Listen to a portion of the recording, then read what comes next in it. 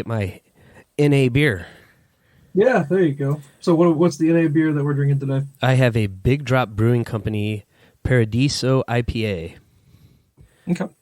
ABV is 0.5%. Ease up there, son. Ease up a little bit. Come on, that's ridiculous. 10 calories, You know what I was no going to ask carbs. you, with you being a brewmaster of the beer, Mm-hmm. is there a way for you to brew root beer with what your equipment? Yeah. Is it a completely different process? Completely different process, yeah. It is? Oh, okay. Madeline's actually made a little thing of root beer before. Yeah. How'd that turn out? It turned out okay. It didn't last very long. Yeah. So she got a Mr. Root Beer kit, kind of the Which I've seen equivalent. that, yeah. It's the equivalent of the first brewing kit I had. So Okay. she made a batch with that, and then we've looked into it. We're probably going to try to make some and keg it and keep it down on the kegerator because I really don't need 2 kegs full of beer. Okay. Well, hey, I would love to be part of that process because that's something I want to get into, I think. Okay. Because I just love root beer, and when you go to we go, I think almost annually if we can make it. It's called the Green Tree Festival down in Kirkwood. Yeah. And they have basically it's like a pioneer or whatever you want to call that, 1700s, right? Right. And they have a root beer guy there every year, and it's some of the best because it's not over carbonated in my opinion. It's got a different homemade has a different taste to it than what you get from wherever else you get one. Even Fitz's, it seems like a commercial root beer versus something that I'm talking about that's a lot smoother tasting. And I just love to try to figure out that process. So whenever you guys do that, bring me up. I'd love to stop by and see how that all works. So Madeline's kind of a root beer connoisseur, and she looks for craft root beer. So they were in Kansas City on Saturday, and I found this craft soda store that they went to, and they said she walked in and she was just overwhelmed because it was just hundreds of different sodas. Yeah. So she got a 6-pack of root beer she'd never had before.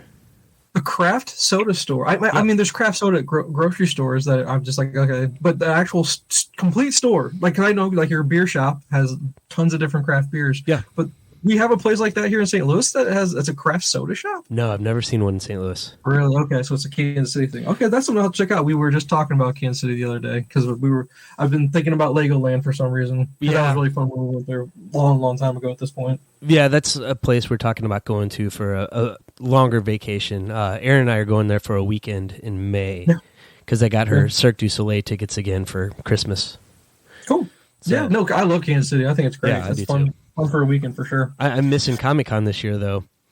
Oh, you're not going to go to Comic-Con? Why not? It is first weekend of spring break. Gotcha. Kids don't want to do anything anyway. But you guys usually go somewhere, don't you? So yeah, we usually do. Okay. So what's on? What's making this week not a great week other than the fact that I see your thumb? You dislocated your thumb thing again? No, I did it like almost 2 weeks ago now. I just have to keep this on for a while. It was feeling sore this morning, so I'm being extra careful. Okay. So, let's see. They went to Kansas City to get a puppy. Yeah. So the puppy, we were trying to kennel train him. Wouldn't have anything to do with it. Up all night whining. So we'd Sunday night, Monday night, Tuesday night. We're like, this is miserable. So we just let him sleep in the bed with us. No problem since. Okay. Let's see. Monday, I strained an oblique doing deadlifts. And then Wednesday, I felt sick. I was congested, coughing a lot. And when you're coughing and sneezing and you have a strained oblique, it is the worst feeling in the world. Oh, yeah. Every time I sneezed, it felt like my stomach was exploding because I would spasm up.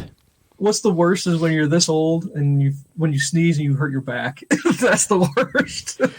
So on Facebook, like, oh God, I'm that old. No. on Facebook's, they have the Sam Adams page. They put your 21 without saying you're 21. I said I've thrown my back out sneezing before. Yep, there it is, right there. Absolutely. But I remember being younger, making fun of Sammy Sosa because he went on the DL for that. I'm like, how do you do that? Well. I found out. It's a thing. It's a total thing. It's a real thing. Yeah. It's definitely a thing. That's too funny, dude. Yeah. Oh, no, Lord. So, yeah, you've had a week, man. I have. Yeah. I got nothing to report. All quiet on the Western Front over here. All quiet. No car problems. No car problems, but I did do something with a car. Which it's kind of not even a problem, but it's just something I learned that's painstakingly, it sucks just because it's 2023 and you're still having to do something that I think they still did the same way about 40 years ago. Yeah. Where our oldest car, that's not even the oldest car anymore, but one of our oldest cars, it needed new headlights. In regards to, they weren't cracked, they weren't broke, they were just so fogged over. Yeah. You know what I mean? Yep. So just needed some, because it was getting to the point where it was getting hard to see at night.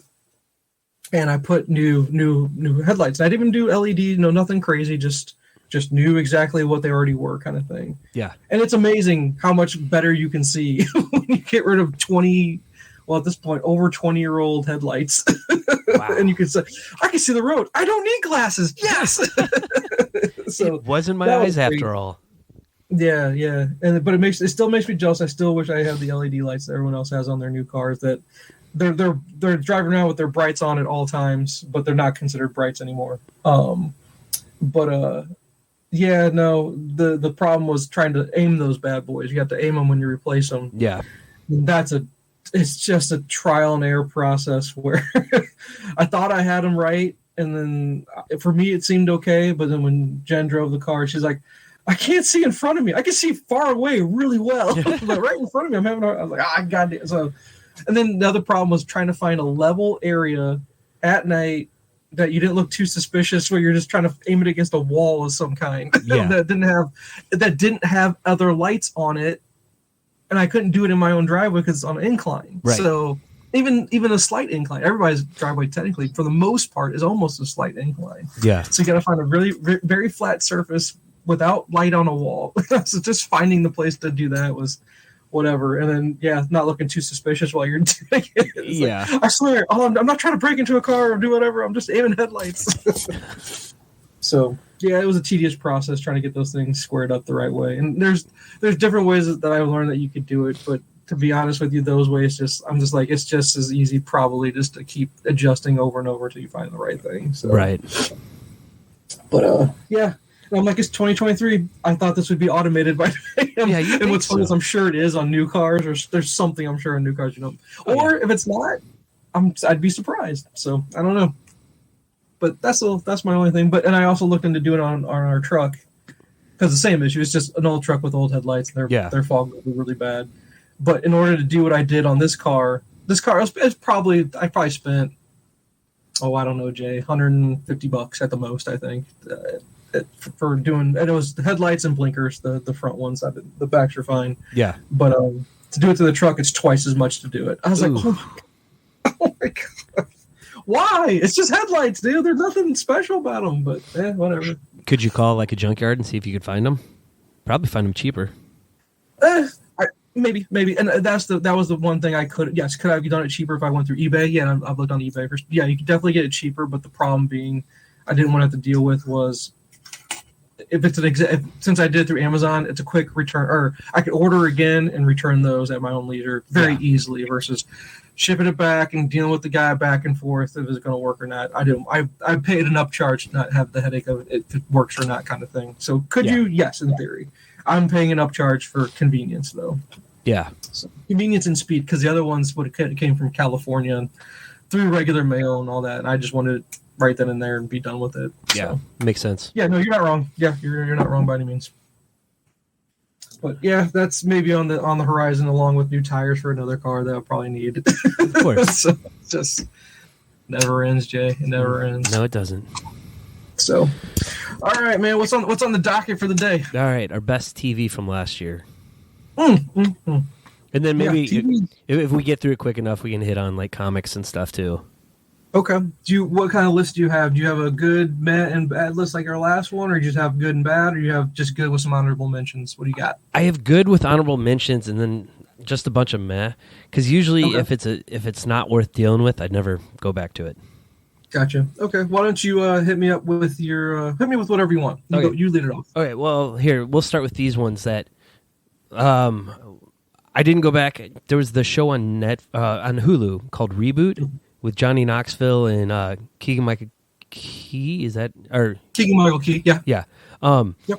It was supposed to be like they relaunch an 80s, 90s sitcom today. Mm-hmm. I've heard of it, but I did not watch any of it or anything like that. I heard it was good. I watched the first episode. Mm-hmm. It's more the behind the scenes stuff rather than trying to make this outdated TV show work, which I thought would be really funny. So I never went back to it. It's something maybe I will if I'm looking, like, if I go through everything and I'm just like, we'll see. Hey, I have a question before you go on to your next one. Are we doing TV shows that we watched in 2022 that are older, maybe because we never got around to it, or is it just releases that released this year? I just did releases from last year. Okay, no, I hear you. Okay. See, Guillermo del Toro's Cabinet of Curiosities. Yeah. Started strong, didn't care for the last few. Yeah, I felt the same way, and that Guillermo will get you every time. Yep. I don't know what it is, but yeah, no, I agree with you. Because I watched the first episode on your recommendation. I really liked it, and then the second one, I was like, I was done. I checked out after that. Yeah, each one kind of got a little more out there, a little not as good as the first few. Okay. All of Us Are Dead. Never finished it. That Netflix zombie show. I finished it, dude. I finished that on your recommendation because that was the Korean school one, right? Yeah. I put that. It's on my bad list. I won't even put a meh. It's very strong meh. Yeah. I just lost steam with it, and I'm like, I'm done. It just dragged on. It just dragged, and it needed not. If it would have just, to be honest with you, the first episode was good, and it had a good premise. Everything about it was a good premise. I liked where they were going with it. Just ended. They violated the get out while it's good rule, you know? Yeah. So those are the things I kind of just gave up on or was done by the end of it. Okay. Let me give you the ones I for sure thought were really, really bad. I'm going to give you the ones that are really bad. And then my middle list is things that it was okay, it could have been better, almost teetering on bad kind of thing. Yeah. Bad was the first one was Baymax, which was a Disney show I watched with the kids. Yeah. There's a few that are really funny and actually really good, but there's some that are just, this is just not good. And the reason why I put it on there is because I had really high expectations because I love Big Hero 6. Yeah. I love the movie. I was really looking forward to that, to watch it with the kids, but it let me down pretty big time. Terminal List is an Amazon show with Chris Pratt. I watched the first episode and never went back to that one. I tried. I gave it like 3 episodes, I think, and I bailed. It just wasn't good. Now, and I was hoping with as good as Jack Ryan series was, I was hoping this would just kind of be something along those lines, you know. But yeah, between that and Jack Reacher, which was supposed to be really good. Yeah, I got Reacher on my radar now. After I heard Kevin Smith talking about it, so I've been wanting to give that a shot. The only problem with that though is not a huge fan of the guy playing Reacher because he was a Hawk on Titans. Yeah, and I'm just not a big fan of his. But with as good as of a review he gave it, I'll give it a shot. I'll watch the first episode, see where it goes, and if I like the first one, maybe I'll give it a shot. Yeah, I'll fail it early. He just comes off as a giant meathead, so I don't know if he could pull off that kind of spy action guy. I don't know. We'll have to give it a watch there. Yeah. The Watcher, which was a Netflix series. Pretty creepy premise with the neighbors. I'll watch it. Turned into like a whodunit murder mystery kind of thing. Yeah. And it was whatever. What do I got here? Give me 1 second. Oh, this is my list of stuff I haven't seen. I got a lot on the list of stuff I haven't seen because there's just too much TV. Yeah. I'm going to give you 3 more real quick. Or here's 2 real quick. We talked about it ad nauseum on these ones. Moon Knight, which I just did enjoy. I did enjoy Moon Knight very much. Yeah. I liked his performance as Moon Knight. I thought he was great. I think he did great acting. The story just didn't capture me. Yeah. And then it's in my something I watched list. Yeah. And then the other 2 Marvel shows. Yeah, you're a huge fan of Ms. Marvel, and I agree with the reasons why you say it because we've got to get educated about some stuff. Yeah. That stuff was cool. I'm just not sold on her as Ms. Marvel. I just not in her character. I'm enjoying her character in the book in Champions. Mm-hmm. I love Kamala Khan in Champions. She's amazing in that book. I think she's great. I'm just not a big fan of the show. And then I wanted to like She-Hulk a lot more than I did. And I think the only reason I like She-Hulk as much as I did is because they baited me with Daredevil. That's the only reason I was so hyped up about that show. Great ending episode, but with I Kevin. expect more of my Marvel TV, and it just those 3 shows this year just did not do it for me. Yeah, I had Miss Marvel and the stuff I watched, and then I had She-Hulk as an honorable mention. Okay. Because I really like the meta and fourth wall breaking and all that stuff. Yeah. Yeah, I don't know what it was. I watched every episode, and it's not like I didn't need to binge any of it. I watched weekly, and I was excited about watching weekly. But again, it was all the hype for Daredevil to see him again. Yeah. Then the last one I'll give you, as far as stuff I did not like, was Dahmer. We talked about that at length, so I don't need to go too far. And I don't think you revisited, correct? I think we got like 4 episodes into it and never went back. You just checked out, so okay. It's tough to watch, and you just kind of have to be in a mood almost to watch it. And the funny thing being, I'm all about those true, and I told you how much I love the Ted Bundy stuff. The Ted Bundy stuff on Netflix was the Zac Efron movie, amazing. Yeah. All that stuff was great. This one just was. That was rough. That was really, really rough to try to get through. So now I put it on my worst of TV, which that's funny because I think it made a lot of best TV lists. So Evan Peters was really good in it. Yeah, I just don't know what I could tell you other than I don't know. Yeah, but no, I'm sorry. I went pretty in depth on those. Oh, sorry. I gotta give you one more. Sorry, before I let you get back to yours. As my most hated show of the year. Yeah, which was Rings of Power. I haven't watched any of it. Checked out after I tried so hard. I really did. 4 episodes, and they're long, and they drag, and they're slow, and I just, for being Lord of the Rings, how excited I was to get Lord of the Rings back. You know what I mean? I was really, really excited about it. Just awful. Really, really bad. Really bad. I think that's ended up on a lot of people's worst list too, from what I've seen online. So I'm kind of struggling with that and House of the Dragon because I was looking forward to them, but then after watching The Witcher and trying Wheel of Time, I was like, these aren't for me. And then I just haven't been in the mood to go back to that style of story. Which Wheel of Time, I've seen some things on that, and I'm just like, I just don't know if I have it in me to try. Because fantasy, like you said, it's fantasy. Yeah, it's the fantasy shows, they're just strike after strike. They're just not landing. You know. Yep. So. But go ahead. Sorry. Right. What you got? All right. Some other honorable mentions then. The After Party on Apple TV. It's kind of a murder mystery. You've told me about this. Yeah. Yes, and I just haven't watched it. So each episode is told from a different character's point of view, and you kind of piece the whole story together. It's funny. Okay. So not like too serious about itself. Hey, I'll take your recommendation because you recommended Mythic Quest to me, and I love me some Mythic Quest. That show's so good. And I haven't heard anything about season 4 yet. Are we done? I don't know. They could. I haven't finished season 3. I'm still mid season 3, so don't spoil anything. But do they leave it open to where it could be a season 4? It can go one of 2 different ways, but we can talk about that after you're caught up. Okay. Yeah, I'll try to get caught up on that one. Yeah. Let's see. I'm not done with this one, but it's been really good and probably would crack the top 10 if I finished it. But The Bear season 1. That's the restaurant one, right? Yes. Okay, I've heard nothing but good things. I've heard it's great. And I need to get into it. I can't think of the guy's name, but the lead in it won the Golden Globe for best. Oh, he did? Yeah. Oh, wow. So this is legit. Okay, I'll get into it once I can. Yeah. Yeah. Paper Girls season 1. I watched the first episode. I wasn't crazy about it. I went back and reread the whole book. I enjoyed it a lot more after rereading the book. It's different, but it was good.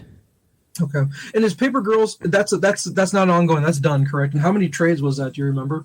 5 or 6. I ended up buying them all. It's not too daunting of a task to try to finish that one up. No, it's not. Okay, cool. Our Flag Means Death, season 1. Taika Waititi. I know you've talked about it. It's on my list of stuff I need to watch. I've got a pretty hefty list I'll share with you at some point with stuff I want to watch. So it was just hilarious. Your typical Taika Waititi. Okay. Yeah. His non-Thor stuff. Okay. Abbott Elementary. It's on Hulu. It's about almost like an inner city school that doesn't have funding, and it's a couple young teachers coming in thinking they're going to change everything. Okay. But then you have the veteran teachers that are like preparing them for disappointment. they're desensitized to the whole "I've got hope." Yes. Like, no, you got no hope. Just put your 20 years in and get your pension and get out. Pretty much. But it's a very interesting show. My kids actually found it, and I've watched it with them, and it's pretty good. So kid friendly. Yeah. Or is it tyranny kid friendly, where you guys watch Deadpool with your children? I think it's pretty kid friendly. Yeah, okay. All right. No, I'm just giving you a hard time. Yeah. And then the last one would be The White Lotus season 2. So I've never even watched White Lotus season 1. So is this a show I need to get into? That's HBO. Yeah, it's just a crazy wild premise of like a resort. Okay. And you follow a couple different groups that are there together. So like season 1, it was like a family, a dysfunctional family, and a woman, like a rich woman that's just there trying to find love. And then it's the crazy hotel staff at the same time too. And so season 2, the woman from the first season was Stifler's mom. Okay. Jennifer Coolidge. She's back for season 2 and has another story in it. It's just kind of out there, but like they feel like real stories that could happen. So just drama? Is it no murder mystery? No real murder mystery. You're trying to figure out what's going on with the people that they're showing. It's like this season has Aubrey Plaza, who's really good in it. Michael Imperiale and F. Murray Abraham, or father-son combination. They're going to find their roots in Italy. Okay. So it sucks you in. I know my brother. Is it one of those shows that you're continuing to watch just so you can see what the hell's going on? Yeah, a little bit. Because that's like Servant for me on Apple TV. Me and Jen were religiously watching Servant because the whole time just like, what the fuck is going on? I just need to understand. That's the M. Night show, right? Yeah, that's the M. Night Shyamalan. And we it's not that we abandoned ship on that one. We just haven't watched the most recent season yet. Yeah. And it's one of those shows you got to get in the mood for it to be like, okay. And it's better to probably binge it because if you try to do it week to week, you might forget something just because it's not a lot happens. Yeah. But when something does happen, it's pretty. I was like, okay, now they pull me back in, kind of thing. Yeah. And so maybe it's one of those that has a better binge formula. Yeah. So Mike's watching it. He really likes the show too. He's actually mad at us because our HBO Max subscription's kind of messed up right now. So we're trying to get that fixed. Okay, gotcha. So all right. So are those all your honorable mentions? Yeah. And then you have a top 10? Yep, I got 10. Okay. I only did top 5, so I'll call some of these my honorable mentions. Okay. George Carlin, American Dream. I don't know if I could call that really a movie. Maybe it falls more in the line of movie, but it's not really. I don't know. But yeah, that's one of my favorite things on television. How about that? I love that I'll call it a docu-series a little bit. Well worth watching. Great story. And then I didn't put these in my top 5, but I like them a lot. Well, Tales of the Jedi. I don't know. Did you get through all Tales of the Jedi? We did. It was really good. It didn't make my top 10. It was probably just outside honorable mentions too. Okay. And maybe that's okay. I get that because these are really short. They were like you said, 15-minute one hits. And there's only like 6 of them. God, but the Ahsoka stuff in there is so good. Yeah. God, I love Ahsoka. She's so awesome. Oh. Well, and they gave so much more depth to Dooku. Like you could almost feel sorry for him for his story. And I've always felt that along the way. Like when you watch Clone War, or not Clone, but Attack of the Clones, right? The second one of the prequels. When I watched it the first time, I'm like, why am I agreeing with Dooku so much? Yeah. I agree with Dooku a lot. Yeah. Am I supposed to be agreeing with Dooku? And this is showing me why, and this gives me more in-depth of why maybe Dooku really wasn't the bad guy? I don't know if it's necessarily that, but they're trying to show you the flaws in the Jedi with him as the focal point. Okay, because I just didn't feel like he's a villain. Is he? Am I supposed to see him as a villain? He's supposed to be a villain a little, yeah. But when I watched it the first time, I came away always just going, I get it, but in this Tales of Jedi, maybe we need a Dooku show. Maybe they've done a book. Well, it was an audio reading that they changed into, like they put the script out as a book form, and I've read that, and it gives. I mean, it's done the same thing that Tales of the Jedi did, where it gave depth to his character. and you kind of understand his motives a little more. Just the corruption, political corruption left and right. That's really what it was. He's Star Wars Thanos. Say what? He's Star Wars Thanos. Maybe you're right. Yeah, because every time I watch it, Thanos was right. Yeah, he was totally right. But here we go. Werewolf by Night. I don't know if that made your top 10 or not, but I liked it. I thought it was pretty interesting. I did too. I didn't know where to put that, if that was technically a movie, since it was a one. TV. And again, I just want to at least give it some love somewhere. If you don't put it, I don't consider it a movie because it's not long enough to be a movie, right? Yeah. And you guys could call it a short film, maybe a short film, but we don't do short films. So here, we'll rank short films real quick. Werewolf by Night and Guardians of the Galaxy Holiday Special. Yeah, because that's the other one I got on here. Guardians is my other one I've got. I just wanted to give that some love because I thought it was incredible. It was so good. Tied for first. Gotcha. Oh, you put that as number one on your list? No. Tied for first was short film. Gotcha. My bad. Okay. Then here's the last one I'll give you before I get to my top five, but I'll let you get through your bottom five, and we'll go back and forth. Wednesday, the Tim Burton Wednesday on Netflix. I had that at number. I loved it. I had it at number 9. Say what? I had it at number 9. Number 9. Okay, cool. It had that Tim Burton aesthetic to it. Jenna Ortega knocked it out of the park. Great story.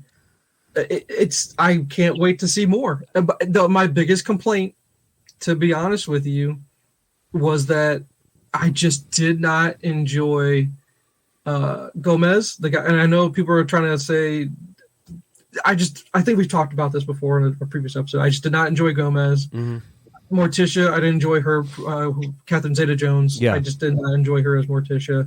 The whole time I'm watching, because then if you ever go back and watch the 90s versions... Raul Julia Raul Julia is the best Gomez. He's better than the TV show Gomez. I thought Raul Julia. They were so perfectly casted. Him and whatever her Angelica Houston. So good. Yeah, so good as those two. So I think that's part of the problem with them is we've seen the TV show version, we've seen the movie version. Yeah. This one was just a different telling of it, and it just didn't come off the same way. Well, here's the funny thing, though. Have you watched either the new animated ones? I haven't. My kids seen it and loved it. They're good. Yeah. They're actually pretty good for family films. I mean, I'm not going to call them. They're like they're Oscar-winning movies. But if you enjoy Addams Family, the animated ones are just as good. So I definitely wanted to give Wednesday some love just because it was pretty unique. It felt a little CW-ish. It felt a little bit CW-ish, but CW where I'm not bored with it yet, and it didn't go too over the top. Yeah. So good on them for that. So. That's all I've got for that. And like I said, I only did top 5 after that. All right. So here's the bottom half of my top 10. So what you got? At 10, I had The Righteous Gemstones Season 2. I still haven't seen The Righteous Gemstones 1, and that's with John Goodman, right? John Goodman, Danny McBride. I can't think of the Adam Devine. Okay. So it's up my alley. It's got people I like in it. I just need to get around. Is it funny? Is it comedy? Hilarious, yeah. Because 30 minutes, or are we talking an hour show? I think they're 30-minute episodes, and it's only 2 seasons so far. But okay, so easy to get through pretty quick. John Goodman is that big time preacher, that Joel Osteen type. Yeah, but they're all dirty, and it's like his whole family is part of this thing, and so it's backstabbing and digging up the past and all kinds of great stuff. I was cracking up the whole time I watched it. Okay. All right. So 9 was Wednesday. 8 was Stranger Things Season 4.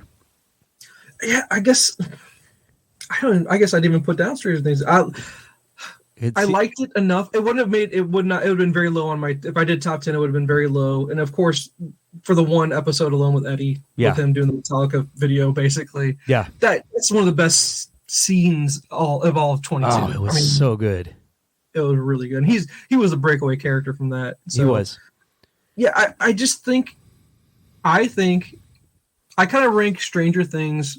I lump it in with like Breaking Bad and Dexter in the sense that it would be better to watch those type of shows all the way through season 1 through the end, because I think with Stranger Things, the gap in between the seasons, you forget what happened in the previous seasons. It's too hard to remember what happened.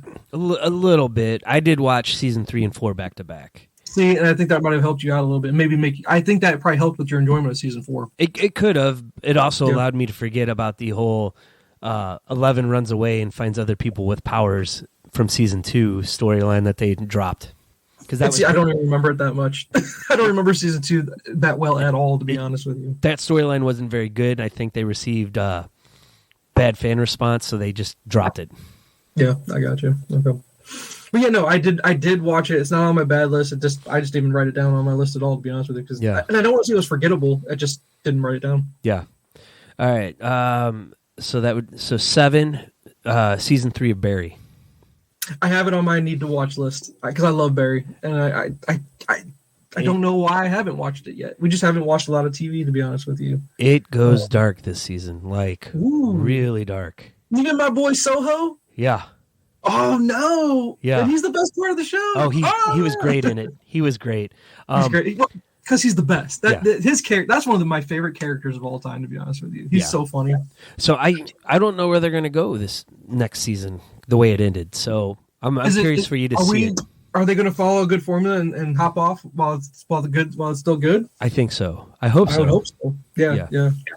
All right, and then 6, I have Severance season 1. That's my number 5. Okay. I loved Severance, but a lot of that watching was, what the fuck is going on? I know. Coming from a job I hated, I would have loved to have been able just to turn it off and not think about it leaving work. Yeah. And just that whole concept to me was just, man, how interesting would that be? Yeah. But I liked the supporting cast was great. Yeah. I loved Turo. I think he's amazing in it. And Christopher Walken. Yeah, I know, right? Christopher Walken was really, really good in there. So, yeah, no, I'm a big fan of Severance. I'm just curious where we go. I feel like it's one of those shows where once we do get season 2, I'm going to forget a lot about season 1, I think. Yeah. That's what I'm afraid of. Yeah. Well, at least you could sit there and binge it again because it was 10 episodes? Yeah, but they're long. They're long episodes. Yeah, they're almost an hour apiece. Yeah. So, all right, my number 5 then was The Boys season 3. Oh, you know what? All right, never mind. I got a good list here. Never mind. I forgot about writing that down, dude. Yeah, The Boys season 3 was amazing. Good call. Yeah, for sure. Let's raise the bar on what we've already done and take it one step further. Yeah. Well, it rebounded for me. I was about to jump off. I was not pleased with season 2. I was not. It just didn't draw me in. Season 1 was incredible. Yeah. Sophomore slump with season 2. Yeah. Season 3, they're like, let's take the training wheels off and let's go batshit crazy. And they did. They went crazy. It was fun. It was a lot of fun. The first 10 minutes you have an Ant-Man, Adam type character shrink down, go into a urethra and sneeze and blow the guy up. I know. It was so good. Oh, it was so good, dude. That was so great. And what's his name? Starr? It's Martin Starr or what's Anthony Starr? Anthony Starr. Just killing it as Homelander. That dude, that's his role, man. It is. He does amazing with that. So yeah, dude. Oh yeah, no, boys. I'm re-looking at my list. Yeah, probably be my tied with number 3. Okay, probably tied with number 3 would be where I put that one because I enjoyed both shows equally. Yeah. So yeah, I'm sorry. So what number are you on? So 4. That was my number 5. Okay, because I gotta try to redo this because I did. See, maybe I should have just done top 10. I should have done a top 10. I just didn't do it. Obi-Wan is tied with Severance at number 5. Okay. I enjoyed Obi-Wan. A lot of hate for being. Well, she wasn't Grand Inquisitor, but she was Inquisitor. Yeah. She just. The hatred of why it was on there, they related to race, but I could care less about her race or the fact that she was female. I just don't think she's that great of an actress. I didn't like her performance. I didn't care for her. I thought she was okay. Maybe it was because I heard all the negative and just there was no substance to really back it up. So I think I liked her a little bit more just because of that. Okay, I got you. And I made it maybe more of a villain that way, but yeah. I just loved his performance as Obi-Wan. Of course, I loved his performance as Obi-Wan. Seeing Vader hold the ship was incredible. I mean, there's those scenes that just kind of capture you.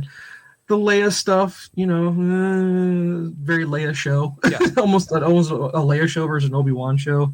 Although I saw a clip on YouTube where they were just ripping on Obi-Wan a little bit because they showed like, oh, hey, look at this 7-year-old outrun 2 grown men.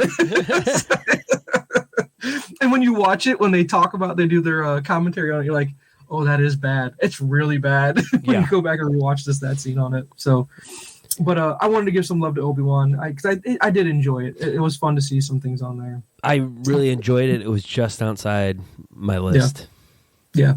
So there's number 5, and then you go ahead. You do your number 4. I put The Sandman season 1. I know it's not your cup of tea, and I know we talked about it quite a bit, but man, it was almost perfect for the tone of the comic and adapting it for TV. Okay. It was something I was really worried. Are they going to pull this off? And I think they did. Okay. I don't know if I'm going to give it a shot or not. I really don't. I mean, it's on my I have not watched it list. Yeah. And so it's something I might want to come back to. I tried the comic, but the comic just didn't do it for me. Yeah. So I don't know. I know it's weird when we have books like that are, we call them shelf books, and these are on the if you want to get into comics, read these books, and you list off and that's one of the books everyone always says you got to read, that kind of thing. But it's just one of those things that doesn't land with me. So I don't know. If you don't complete the show, at least go find the episode that deals with death and watch that one. Okay. All right, yeah, and that's something I could probably do. So. Yeah. So let me give you my number 4. And maybe this is why Sandman is not my cup of tea, and this is why this is so high on my list. Yeah. But number 4 for me is Shorzy. Okay. I love Shorzy because I love Letterkenny so much. Yeah. If you don't like Letterkenny, then we can't be friends. I'm sorry. Yeah. we just won't share the same sense of humor for the most part. And Shorzy's just so good. It has humor. It has hockey. It's quick-witted. It's characters you care about. It's everything. It's everything I love about Letterkenny. Just kind of it's when you have a spinoff that's actually amazing, which is hard to get a spinoff to work. But man, I hope we get season 2. I hope we get more Shorzy because he's a great character. And he plays them awesomely. In the short, so you can knock him out quick, which is always good. Yeah. So that was my tie at number 3 because I put that and Letterkenny season 11 together. And see, I haven't watched Letterkenny's on my list of stuff I need to watch. Just haven't gotten around to it yet. I figure between the two shows, that's one season because they're both like half seasons for the most part. Yeah, because I think Shorzy was only 6 episodes, if I remember correctly. Yeah, and so is season 11 of Letterkenny. Okay, so they're hilarious. Make a full season. Yeah, that makes sense to make a full season out of that. That makes sense. Yeah. Because I mean, you got Jared Kelso doing Shorzy and Wayne, so God, it's just so good. The humor in it, the banter, the hockey chirping, it's all perfect. And see, my only critique. They should have left the dark visor on him. That's the whole show. I love that. I thought that would have been a great nod to all the big fans, but I get why they did. Never once see his face. Yeah. Yeah, because if he comes back to Letterkenny, he's going to go back to having the mask on because you can't allow him to be seen and Wayne. And Wayne at the same time. Yeah. So let's see. So number 3. That was your number 3. Yeah. Okay. So my number 3 was Peacemaker. Okay. Which is my number 2. That's your number 2. So, just Cena knocked it out of the park. It's a hilarious script. I rewatched anytime it's online. I rewatch the intro to the show. That's one of the things I love about it most was the music in the intro scene. But it's just they pulled off a character I didn't care about or know anything about, and I cared about him. And his story was relatable. Acting was incredible, and I wish we could get it season 2. I just don't know if we will. I believe we are. Because James Gunn, I believe, has it all done, and that was one of the things that they were going to keep as part of the new DC universe was the Suicide Squad and Peacemaker. Okay, so I just character I didn't care about. You made me care about him. It was hilarious. It was dramatic at some points. You cared about this guy and what happened to him, what he went through, and all that. So I was glad I watched it. And it went by quick. It felt really quick. It did. For, I think a 12-episode season or something like that, if I remember correctly. Yeah, I think so. 10 to 12, somewhere in there. Yeah. And they just pulled in all these small characters. Most of them you don't even know about. And if you do know about them, like, they did them justice for being obscure small characters. Like Judo Master. What was his name? Is his name Vigilante? What was his name? Vigilante. Is that right? Oh, my God. He was so funny. And then the best friend, the twist being that was Amanda Waller's kid. I thought that was great. Yeah, that was. Yeah. So. Yeah. Spoilers on that, but awesome show. So, what's your number 3? Well, number 2, it was Peacemaker. Oh, number 2. Yeah. So number 2. So I gotta do number 2. Yep. So you can finish with number 1. This might be your number 1, Andor. Yep. Okay. Yeah. No, number 2 is Andor. I think we've spoken about this in pretty big length before. So not too much to repeat here, other than the fact that prison break movie, heist movie, crime movie, drama, action, get an incredible performance from Andy Serkis that I was not expecting whatsoever. Yeah. It leads up. It provides more background on a character, one that I loved him in Rogue One, but this is some great depth on that character, but also plays into the politics of Star Wars. Yeah. That we were talking about earlier. So anything that gives me a better understanding. Because when you're a kid, you don't care about the politics of Star Wars. You care about the lightsaber fights and you care about the battles in space. Right. But as we get older, we can appreciate the depth that they're giving us now of why was there Star Wars versus there just is Star Wars. Right. And I enjoy that part of it. Which is funny because that was one of the biggest critiques of the prequels was they went too much into the politics. I want to understand why we got here and where we're going and all that good. So I've been very adamant that Star Wars is a kid thing.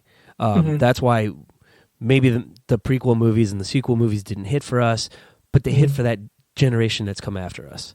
Yeah. This was the adult Star Wars. Yeah, it was. Absolutely. Will loved it still, but I think I appreciated it more than he did. I can see that. And that makes total sense. Yeah. And I think as I get older, I think I'm appreciating the prequels a lot more. Yeah.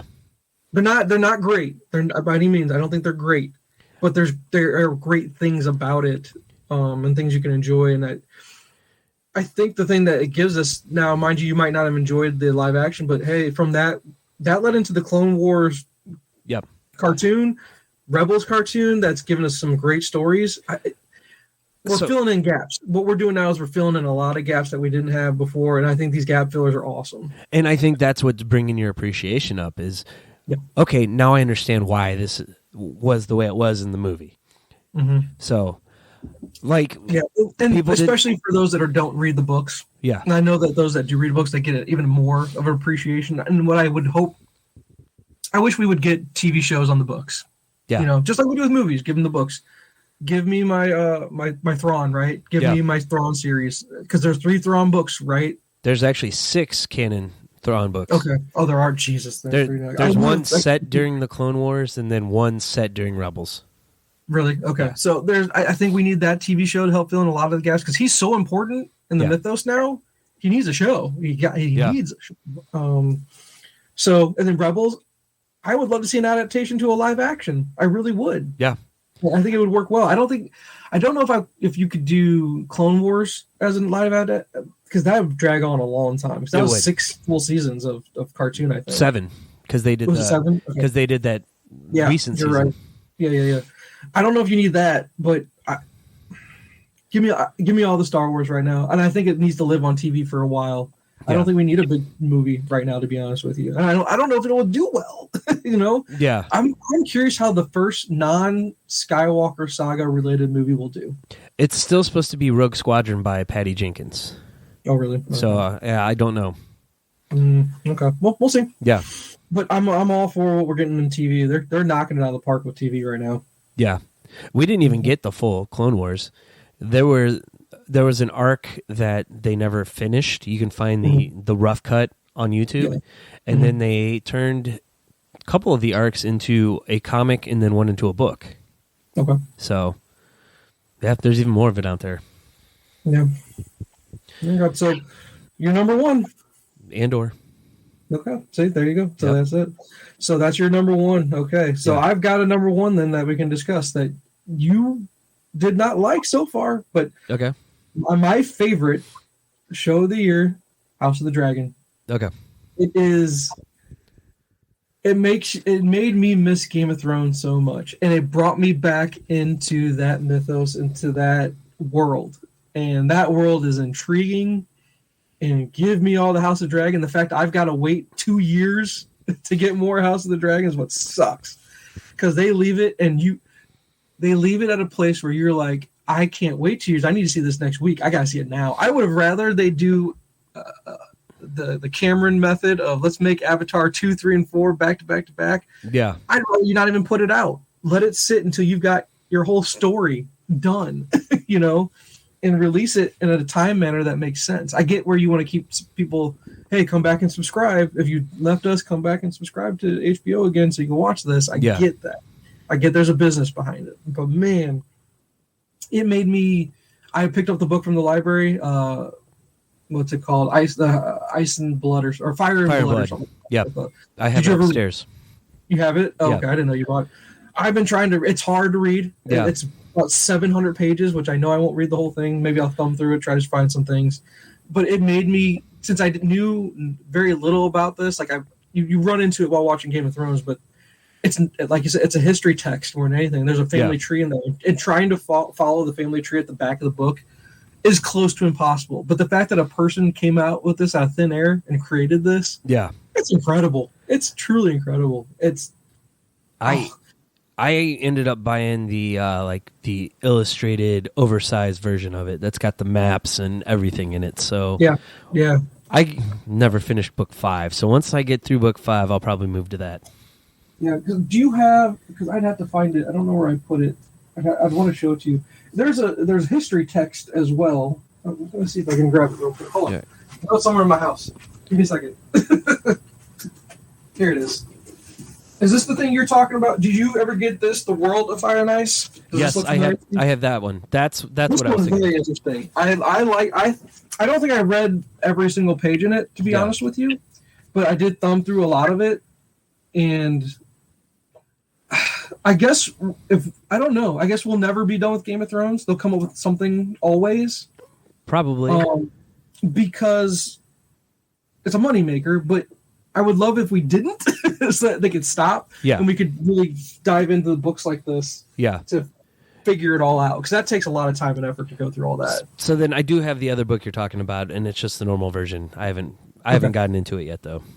Yeah, no, but it's like 700 pages, dude. So it's something. I don't know what I'm going to do with it, because I'll feel bad if I keep it from the library for too long. Yeah, but I guess with House of Dragon coming out, I'm sure that they're selling a lot of those books just with people getting back into it. Yeah. But the backstabbing, the drama, the politics, oh, it's glorious. I ate it up like nobody's business, man. They hooked me so hardcore. Yeah. It was great. And some of it is a little odd in regards to just because it's the keeping the bloodlines clean. We all know about that part of it, and it's a little weird with that. But if you get past that little bit of oddness in it, it's such a great show. It's Game of Thrones, and if you like Game of Thrones, I see no reason why anyone would not have loved House of Dragon. I'll get to it.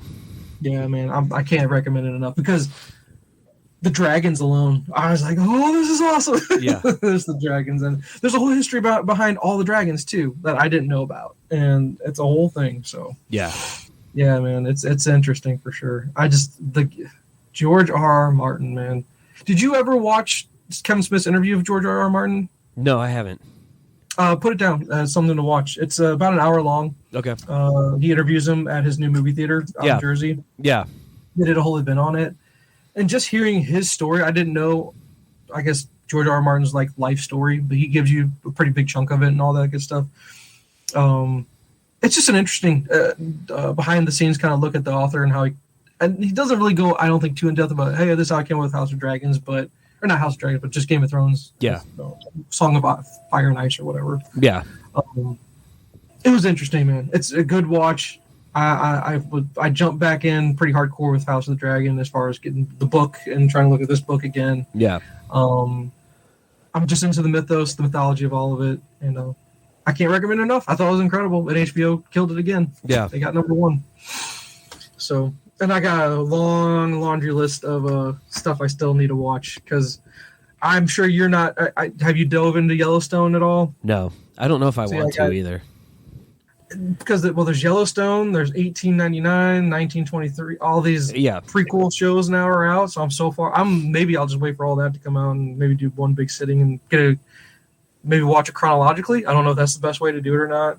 It's just been so overhyped too. I'm gonna sit there and I'm like, I'm not enjoying this.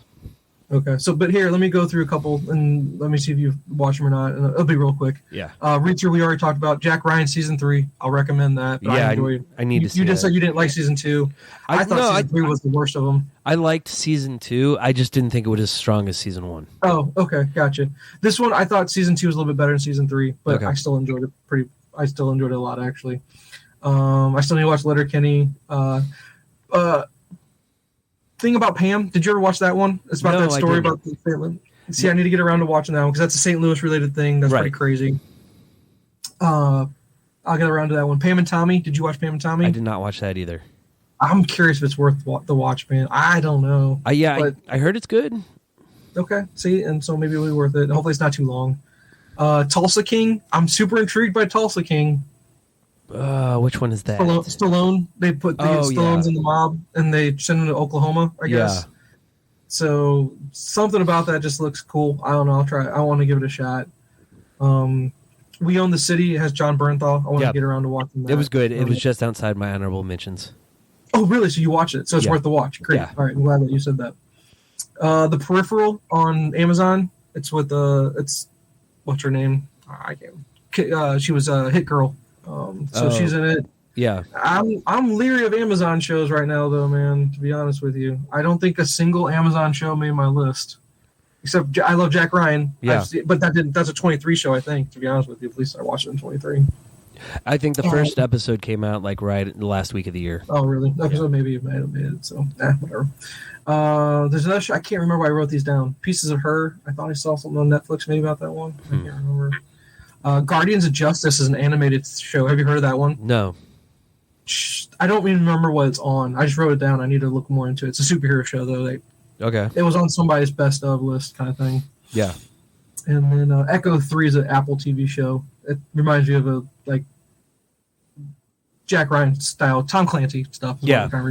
So that's why I want to try to give that a watch. But other than that, I think that's all I got for you, man, to be honest with you. So I watched other shows. Yeah. Blockbuster. I didn't watch Blockbuster. I was kind of excited, maybe try and give that a shot. I watched like 2 episodes, and I'm like, I'm not into it. You checked out, okay. Yeah. Mighty Ducks was great for family, but I didn't think it was worthy of putting that on the list. I told you Better Call Saul's not 22, but I loved Better Call Saul and we're getting caught up on that. The last season of that was 22. Okay. So I can't watch that. It's not on Netflix yet. They haven't released the last season. So. I've watched a little bit of the first season. I'm just like, I'm gonna wait till it's done. Yeah, and that's the best way to do it, to be honest with you. Yeah. Last Chance U. I want to get around to the basketball seasons. I haven't watched any of the basketball seasons. The second season of the basketball came out this past year. I haven't watched it yet.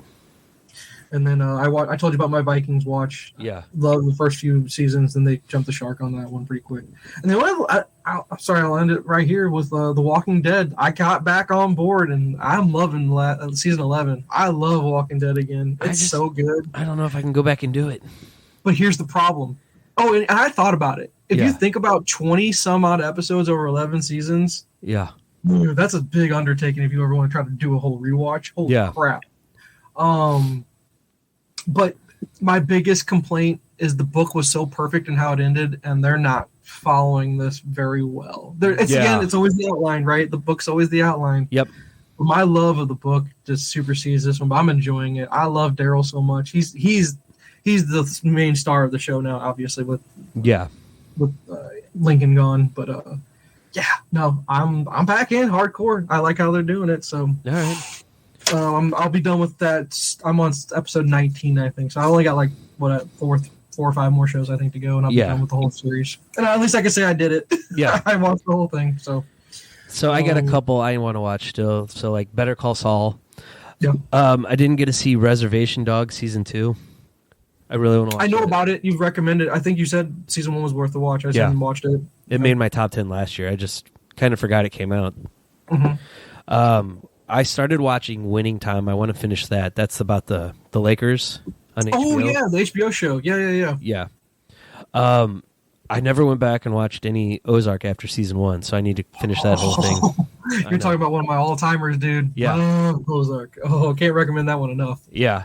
And then I've never really gotten into it, but I want to watch it at some point. Rick and Morty. I've tried it. I tried like 2 episodes, and I'm like, I don't get it. I don't get the hype, and it's so popular. Maybe it's just one of those I gotta push through to get to, like the Wire. We always tell everybody, gotta get through it. Yeah. Past the first few episodes, and if you get into it, the Wire is one of the best of all time. Maybe Rick and Morty is the same. I don't know. I liked what I've seen. I just need to sit down and watch it. What's that on? Is that HBO? HBO Max, yeah. Okay. I'm there with you. I'll let you be the guinea pig on that one. Okay. You get into it. If you tell me to do it, because I was a guinea pig for Better Call Saul, kind of. If you want to call me that, it's just one of the best shows ever, I guess, by TV critics and whatnot. But yeah, I can't recommend that one enough. And I'll do Rick and Morty. You say, if I'm waiting for you to tell me, just power through, and if you get to this episode, this is where you're gonna like it. Yeah. I forgot these down here. Blackbird. Did you watch Blackbird on Apple TV? No. That's a limited series, I think. I'm interested in that one. I wrote down DMZ as a bad one. I tried an episode. I forgot about that. I blocked it down, I think.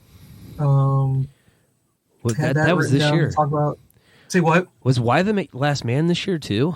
It was. It was. Okay. Those would be on my worst, both of them. Worst list, yeah. I hated Why. Oh, yeah. I hated Why. And Willow. I didn't know if you were gonna give Willow a shot or not. So I made you choke. Don't get me started on Willow. We haven't watched it yet. I made the kids watch the movie. Yeah, they loved it. So we're gonna give it a shot. I just think I would have loved Willow when I was a kid. I think I missed the boat on that. I hate that I have a lot of blind spots from when I was a kid. Like, I have a blind spot for I never saw Neverending Story when I was a kid. It's so good. Not once. I never watched it. I'm the kid that watched Fly the Navigator, and everyone goes, "What's that movie?" But everyone else watched Neverending Story. I'm that person. How'd that happen? Explain that to me. I saw Fly the Navigator. I'm just saying public intent, like general public people. So I'm like, I'm that kid. I don't know how that happened with my parents. They didn't show me everything they needed to show me. Like that's Dark good. Crystal. Aren't you a Dark Crystal kid? Yeah. Didn't you like that? Yeah. See me, blind spot, never seen it. I never went and watched the show though, so I need to. Yeah. You were saved the scarring of the quicksand and the horse, so you're fine. From Dark Crystal? No, from Neverending Story. Oh, Neverending Story. Yeah, see? And if I go back and watch it as an adult, I'll be like, this is stupid probably. That's what I'm afraid of. I still enjoyed it when I rewatched it with the kids. Really? Okay. Yeah.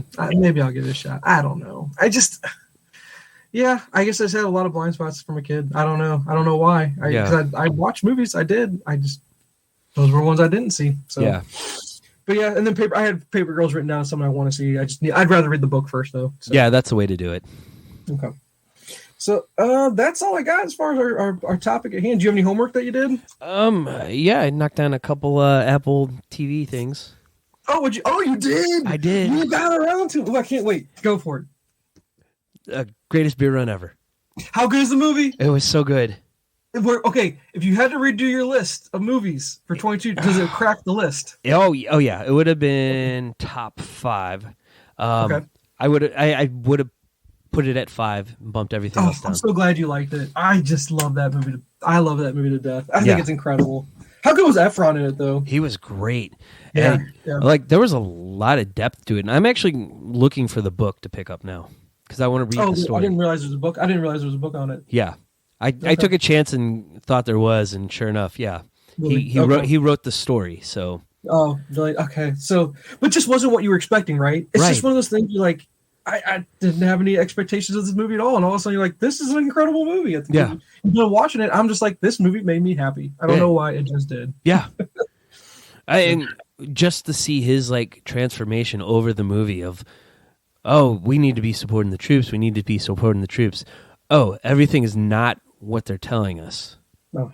That realization that you can't necessarily trust everything that you're hearing. Yep. Yes, sir. Yes, sir. All right. So, what's the next one you watched? Finch.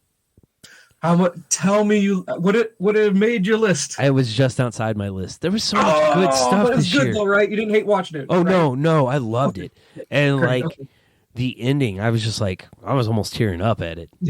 Yeah. Oh God, I love Finch. It's so good. If there's anyone that can pull off a movie with no one else in it but himself, it's Tom Hanks. Right? It's the Tom Hanks type of film, exactly. Yeah. Instead of Wilson, you had Finch. Well, he was Finch. Oh, wait, no, what was the robot's name? Jeffrey. What was the robot's name? Is Jeff? What was it?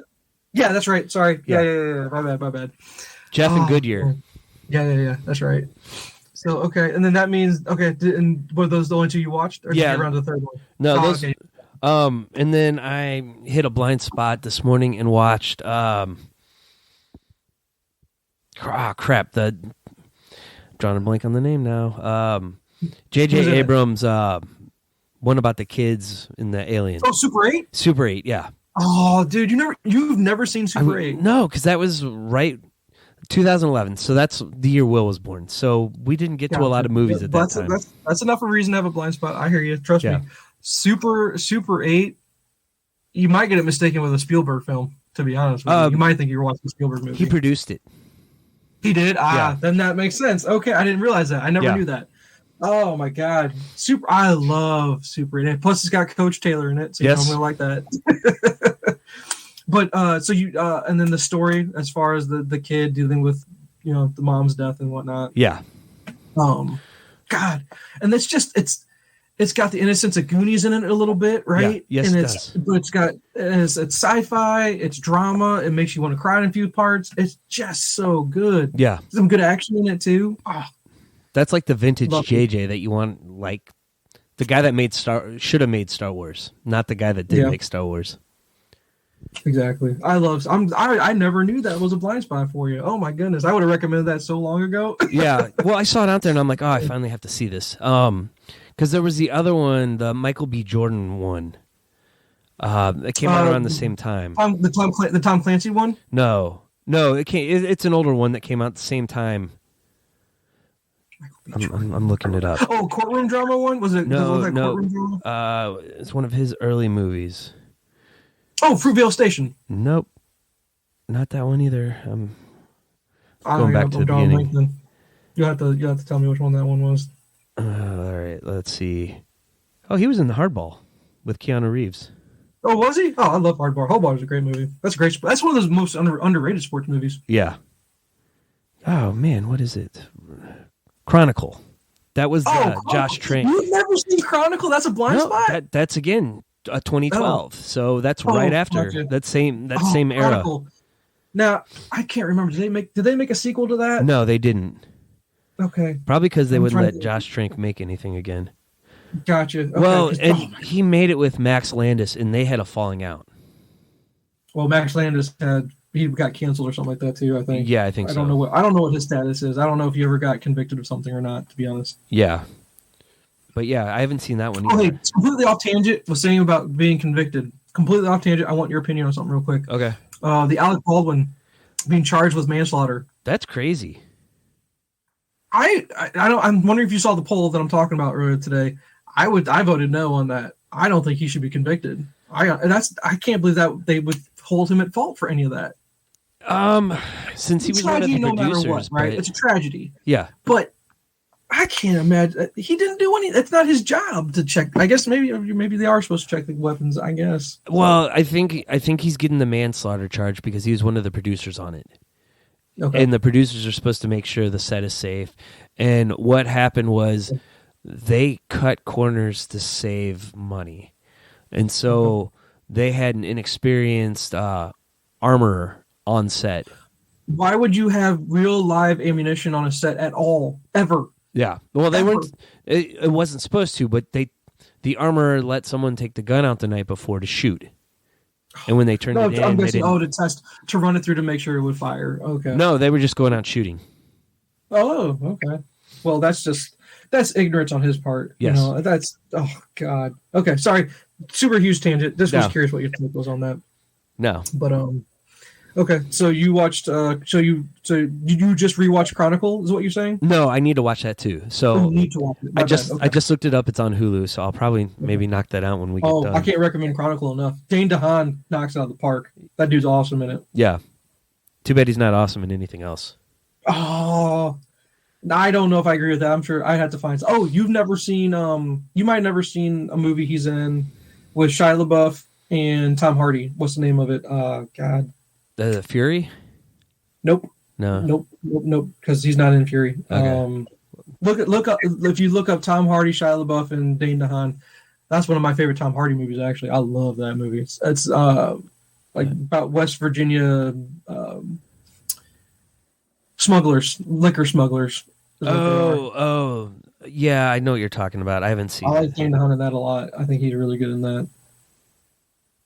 I'm seeing if I can find it. Now I got to argue with you. Hold on, I'm doing it. We're gonna tangent. What list? Do you have any other homework?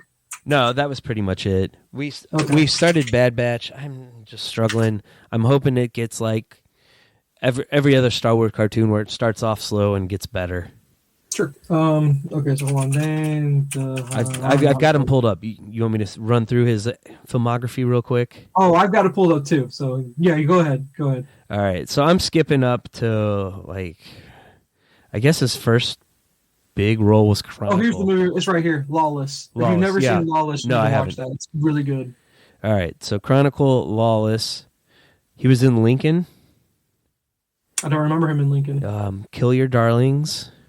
Don't know what that is. All right, I take it back.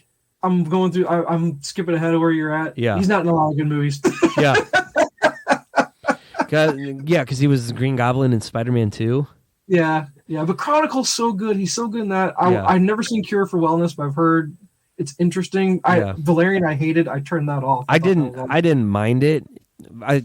There were parts of Valerian I enjoyed. It was a spectacle. I liked watching it. And I don't remember him in A Place Beyond the Pines. That's one of my most hated movies, actually. I hate that movie. Yeah, I never saw it. Because me and Ryan Gosling don't go well together there, sir. I do not like him. Yeah.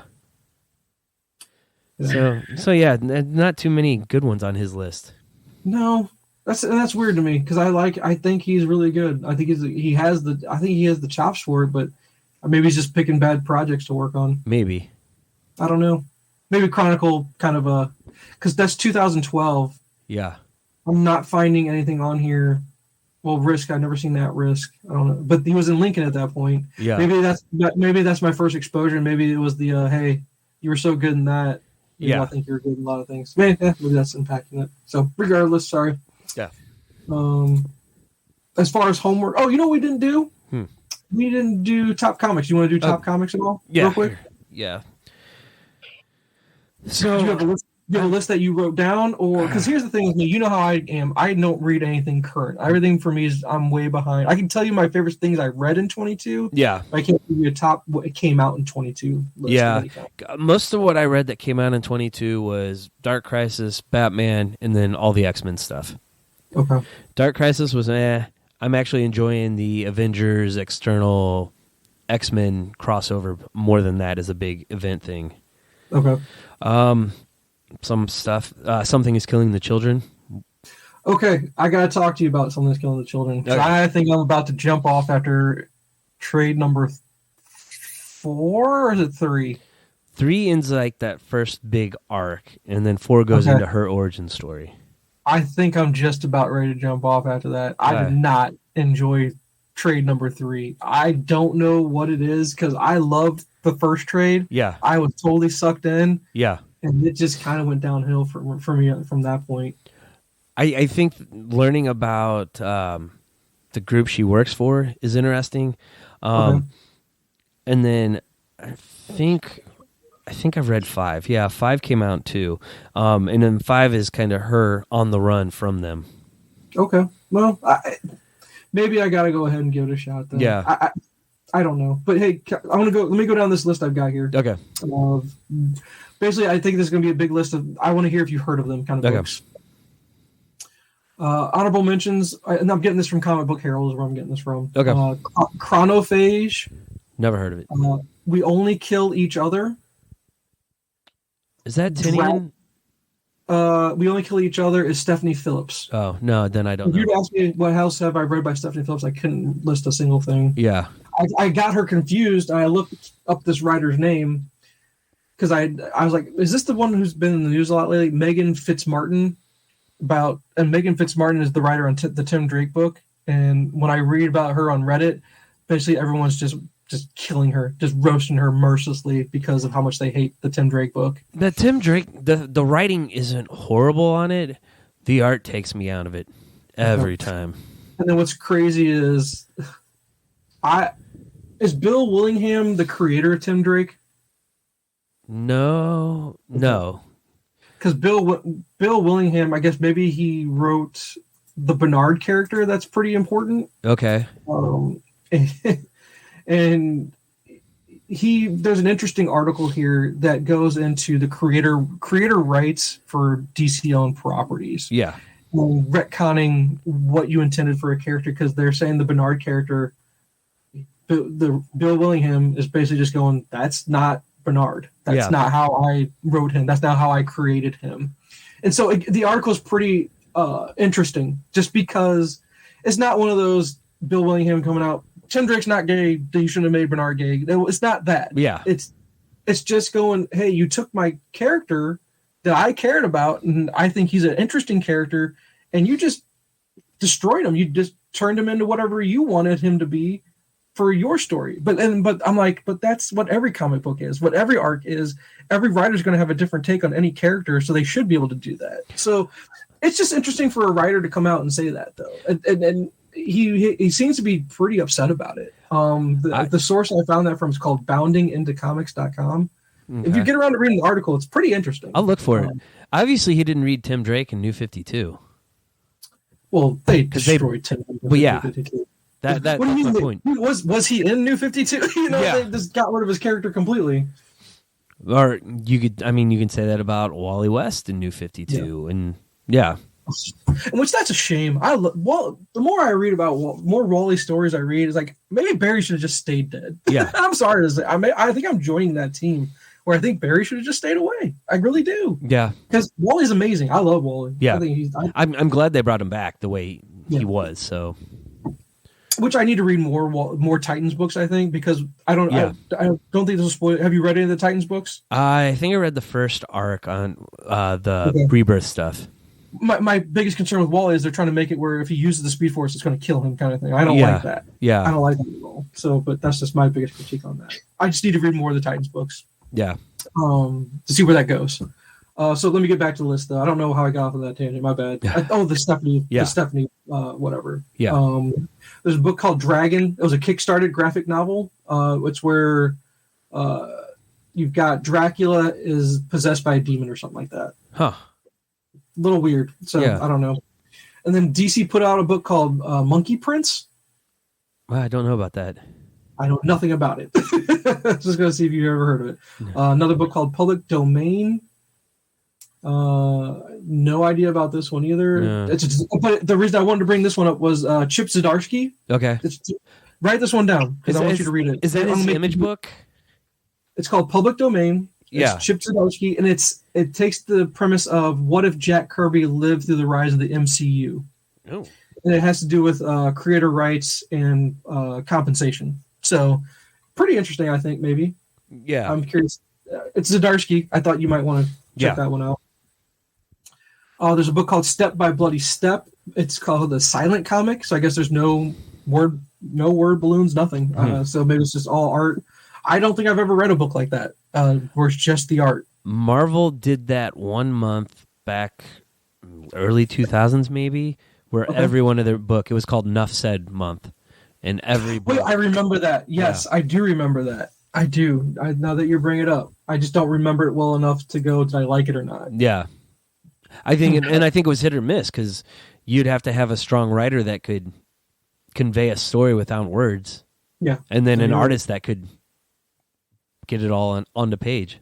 All right. The next two books on this list I've heard of, and actually I downloaded one, Night of the Ghoul, Scott Snyder's creator owned on Amazon that you got with Amazon if you're a Prime member. I don't know anything about it, but I do know that it was good enough to make this list. So maybe I might go check it out. I need to go check out his stuff. He's got a bunch of stuff for free on Amazon. Oh, really? Okay. Yeah. Next one is Clementine, which I don't think you've played any of the Walking Dead Telltale games. No. They're really good. It was back when Walking Dead was super huge, and they made games on iOS. Yeah, and Clementine's an amazing character. I wish I could go back and replay all that. and get into her character more. It was really good. It's just when Walking Dead was big into the spin-off stuff to give you the story from other people's perspectives, the Clementine story is really good. So maybe did Kirkman write it? No, because this was all through video. It was all video games first. So this book is based off the video game. Okay, because I know he's had a hand in everything Walking Dead that's come out. I'm sure he maybe gave notes or something, or maybe an outline or something like that. From what I remember, I don't think he's not the writer of it. Yeah. But check this out: Teenage Mutant Ninja Turtles makes the best books of 22. The actual Ninja Turtle book or the Last Ronin? Not Last Ronin. No. Stayed throughout 2022. My favorite mutant story since 2020 is IDW's Teenage Mutant Ninja Turtles, spearheaded by the great Sophie Campbell. Huh. It's against your loyal X-heads, which if you read her X-Men book, you're an X-head. I guess so. The Turtles are helping establish a mutant town because from the picture I'm seeing here, they've introduced other turtles that have been mutated. Yeah, because I remember a couple years ago there was a big deal because they introduced a female turtle. Yeah, and you can see a picture of it on this one. So I'd love to go back and read the IDW stuff. I just don't think it's readily available at the library. I think it'd be a pretty hefty investment to buy all those books. Yeah, because I know they do the big hardcovers like the Transformers that I pick up. Mm-hmm. Yeah, which I'd love to read the Transformers books too. Fantastic Four makes the list with Full Circle. I don't know anything about it. Is that Dan Slott? Let's see. Alex Ross is living comics legend with gorgeous painted art. Makes Marvels and Kingdom Come 90s. It's Full Circle is an absolute love letter to Jack Kirby. Okay. Such graphic novel artwork throwback. It doesn't say. I don't have the writer on. I'd have to pull it up, but I'm just going to scroll past it. But no, it does not mention Dan Slott. But Dan Slott did the original relaunch of Fantastic Four, which I can highly recommend. I got the first 2 issues, the floppies. Yeah, I loved it. I just never went back to it just because I stopped getting floppies. So. Yeah. Let's see. A book called 8 Billion Genies by Charles Soule. So if you enjoy Soule's work on Daredevil, maybe you'd like this one. Yeah. Ronin and the Endless Sea of Stars. Never heard of that one. Is that Frank Miller? His follow-up to his original Ronin series? I know he did a sequel. Rick Lewis is the name mentioned here. Yeah. So it was emotional. It looks pretty emotional. It looks like a father-kid story of some kind. Gotcha. Huh. So this one looks good. I'll probably pull this thing back up. And then here you go. The Thing got a solo book of some kind. Yeah. That's getting some love on this list. So I read a couple issues. They weren't bad. Wash Day Diaries. Jamila Rouser and Robin Smith. Black Culture, Women, and Hair. Something about that. Vignettes. Easy read. It's not really giving me anything. Sequence of hair care, not to mention how every power the weight of microaggressions. A lot of 2022 and 2021 words. Yeah. The description is all like when I hear the word microaggression, I hear that stuff. I'm glad I could bring this one up. It's called A Reckless Book, The Ghost in You, Brubaker and Phillips. So that one, I've heard of it. The Ghost in You. So you know it's going to be good. Yeah. Because I just finished trade number 3 of Kill or Be Killed. Yeah. And holy hell, why is that book something I didn't read when it was coming out in flop? I'll take it back.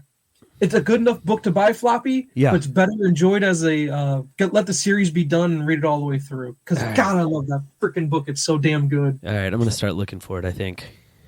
Yeah, go. Did you ever read the full Kill or Be Killed? I read the first arc on it. I haven't read the full yet.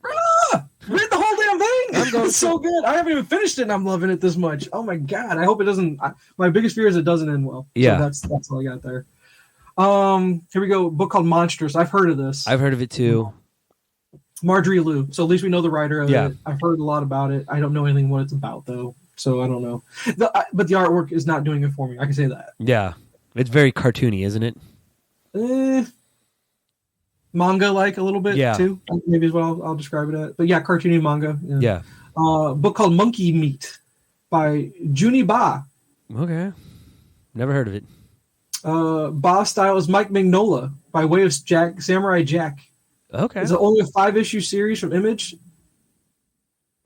It doesn't give me anything about it though. Yeah.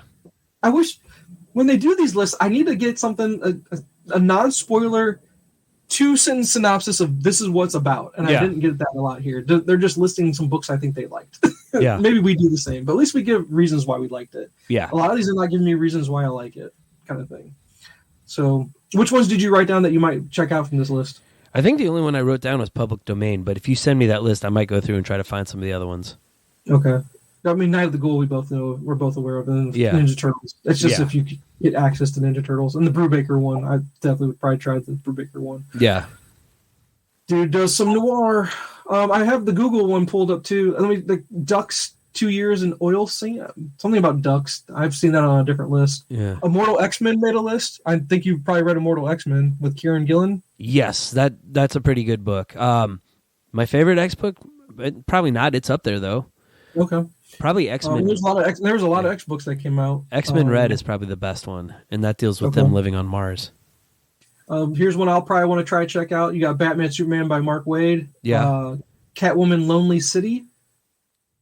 Devil's Reign. This has to be the Daredevil run by Zdarsky. So yeah. Devil's Reign was pretty good. I'd read it.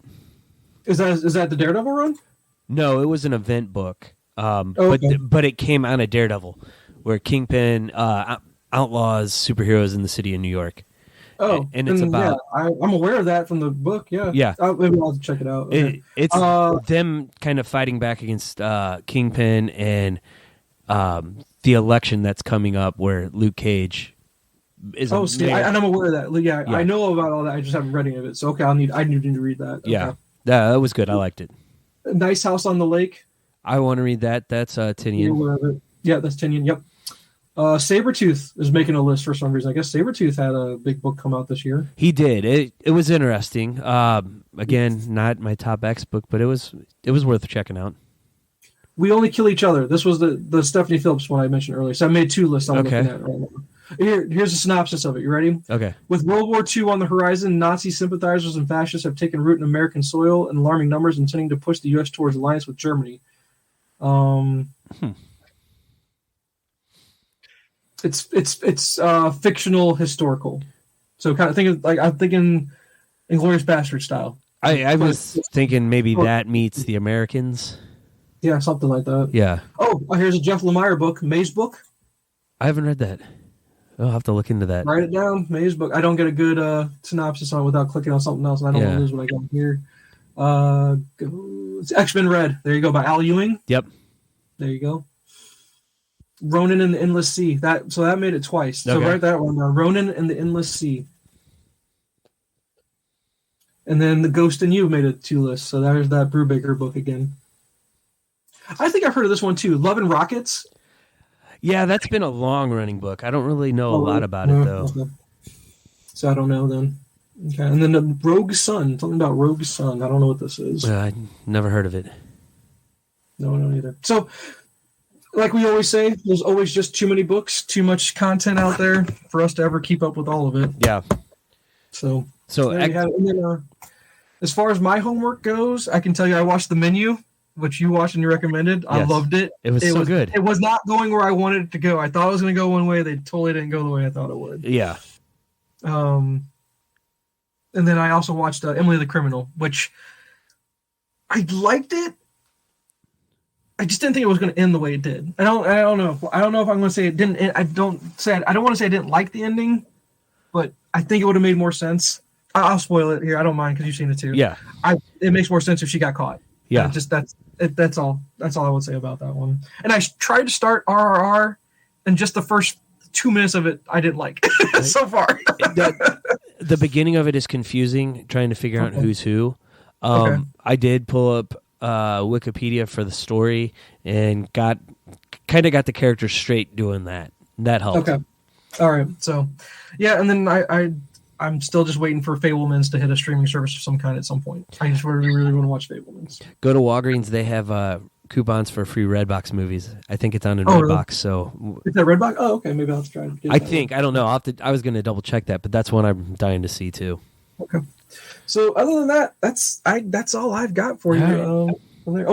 Perfect timing because my boss is calling. So I'm going to sign out real quick. All right. Okay. That was good. I'll talk to you later. Okay. See you. Thanks for listening. You can find us on our website, Nyrdcast.com. It's Nyrdcast. You can also find us on Twitter, Facebook, Instagram, and YouTube by searching @Nyrdcast. This week's music is from American Thrills. This is the acoustic one take of their track, Alive and Well.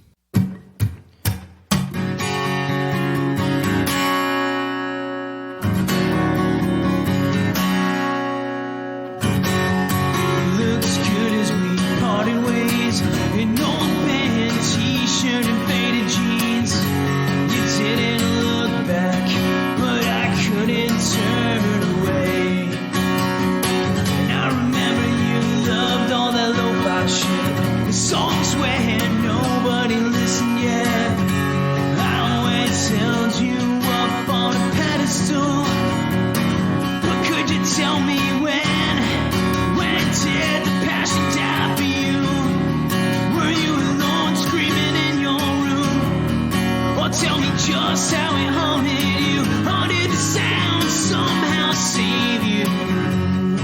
We were kids in the neighborhood, always good, never looking for a silver spoon. We always did it all the right way. When I look in my backyard and I swear I see the ghost of our youth playing on me in the woods. We always found a way to pretend a way of being. But could you tell me when did the passion die for you? Were you alone screaming in your room? Or tell me just how it haunted you. Haunted the sound somehow save you. Now I wonder, do I cross your mind? Maybe sometimes when you spin that record. Now I wonder, do I cross your mind? Maybe sometimes when you spin that record. Now I wonder, do I cross your mind?